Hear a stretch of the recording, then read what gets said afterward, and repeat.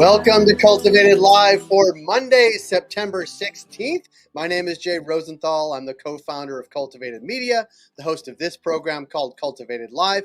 And since we launched way back in November 2023, our goal at Cultivated has been to be cannabis industry first, providing you with the most important, insightful, useful, and timely information every single day. We do that through our daily newsletter, which is called Cultivated Daily. We do that through this daily live stream, which is Cultivated Live. And you can find everything we do at cultivated.news. That's the easiest place to find us. So follow us on LinkedIn, subscribe to us on YouTube, get our newsletter in your inbox every single morning. We're going to kick off our week with a conversation with LJ Dawson. She is the editor-in-chief of the Outlaw Report, the definitive news source for the DC, Maryland, and Virginia cannabis markets. She joins us every week to talk about the latest and greatest, or sometimes not greatest, in DC, Maryland, and Virginia. So hold tight for this conversation with LJ Dawson, the editor-in-chief of the Outlaw Report. Find everything they do at outlawreport.com. I'll be right back with LJ. LJ, thank you for making time. Always good to see you, connect with you, hear the latest from the DMV. In this case, we're going to focus on the D, which is DC. And I feel like a lot of what we talk about is the challenges of the DC market, right? It's a relatively small city. It's surrounded by at least one pretty major legal market now. We talked last week about the gifting shop, sort of the DC's version of Operation Padlock, or Padlock to Protect, whatever it's called in New York. But talk about a story that I saw you guys posted that I think is something that we haven't sort of dived real deep on, which is like it's really difficult outside of retail to find places to do the work of a cannabis industry.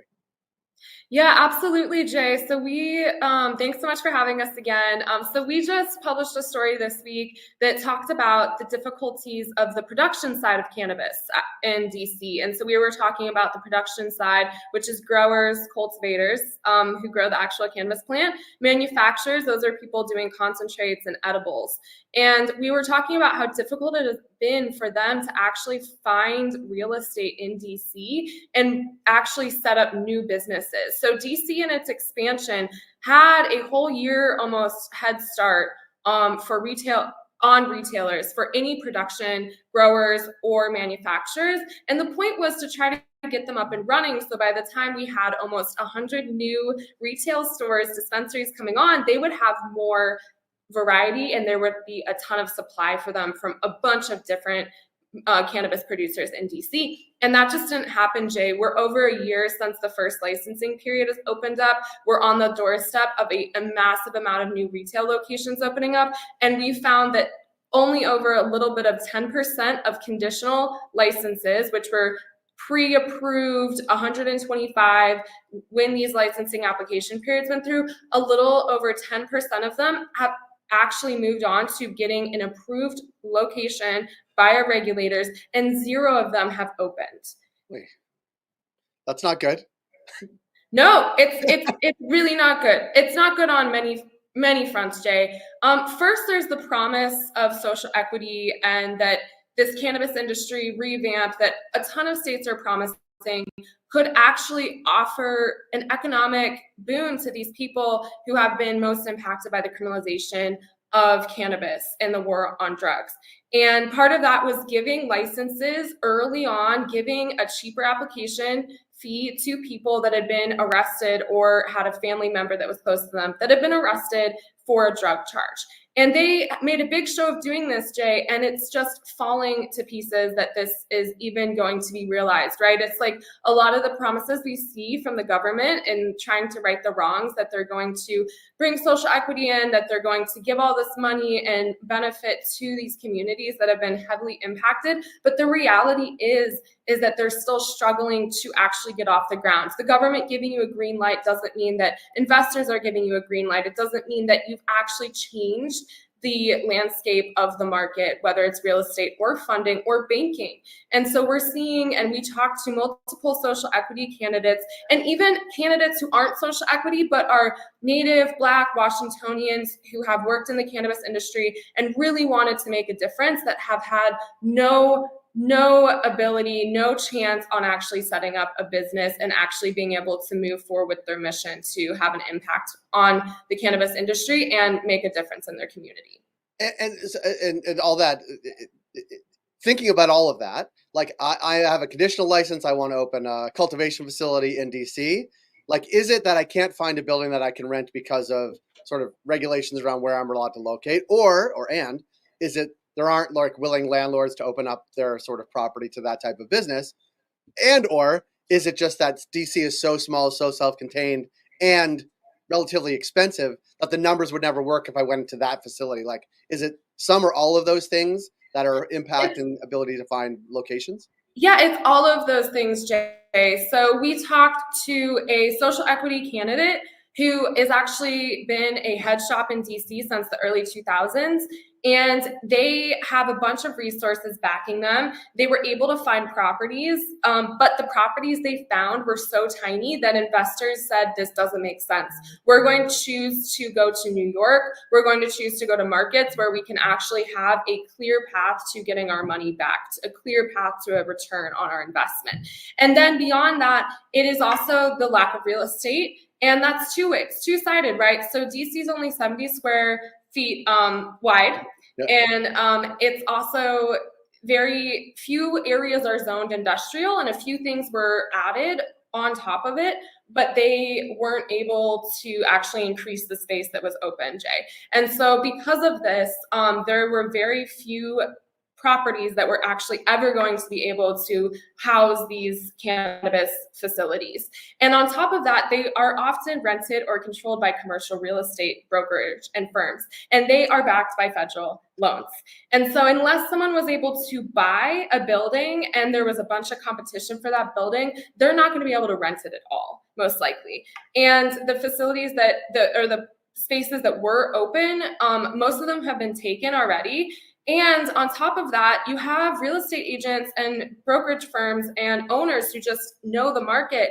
And our the one source that we talked to, his name is Brian Jackson, he actually had a property. And we reviewed emails that showed that once they saw that there was money backing him, they actually upped the price by $1 million on a property and totally just set the scales off, right? So we also talk about this misunderstanding that people outside of the cannabis industry have, that the cannabis industry is making a lot of money right now and that the medical market is making a lot of money, and that's just not true. And something like $1 million upcharge is huge, but even a $50,000, $100,000 upcharge can just completely turn off investors or other members who are, part of someone's team that are going in on a project.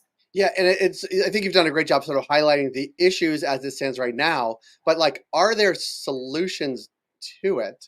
Like, I guess that's the other question. Like, how do you break the logjam? How do you get people renting to cannabis businesses? How do you get regulators? I don't know, like what are some of the solutions, if there are any, or is this sort of an intractable problem that DC will deal with as it sort of rolls out? There have been some solutions. There was a little bit of a zoning expansion that I mentioned before, but everyone has said it hasn't made a difference. And there are many people, specifically the social equity candidate we talked to who has been in the DC cannabis market for decades, who said that it's just unrealistic. It's totally like heartbreaking, unprofitable, and there's no start from here unless there is a recreational market that launches or unless something seriously changes in the DC area and they open up home grows, right? They do something like they offer a white leaf to home growers who've been growing in their basement. They open up really small cultivation areas that we probably will never see open. There will be no change in this, Jay. It's just not something that is changeable by legislation, and the economic situation is what it is. And DC is also going through a huge period of gentrification. That's another part. All of our industrial areas over the last 5-10 years have seen apartments that are luxury apartments, developers coming in and turning those areas into residential areas. So that's another issue, that even places that would have been able to house these facilities, they're not able to anymore. And so we're dealing with just a whole lot of factors that any big city is going through right now. And most of the people we talk to are just, they've given up. They've decided to choose another direction, whether it's working for another company, whether it's investing in another state. And really important to highlight that who this is going to impact is multiple things. It's going to impact the success of our transition, right? Because if we don't have a diversity of product, then people will not go from the gray market to the legal market. They want a diversity of product, right? So that's going to impact that. And then it's also just going to impact our market feasibility, right? If you don't have competition, if you don't have other growers and cultivators, we have a half dozen right now, you don't have enough products to draw customers or have a healthy market. And so even cultivators who are right now expanding and growing, they don't want to be the sole providers of the market. They want other people to come in as well. Yeah.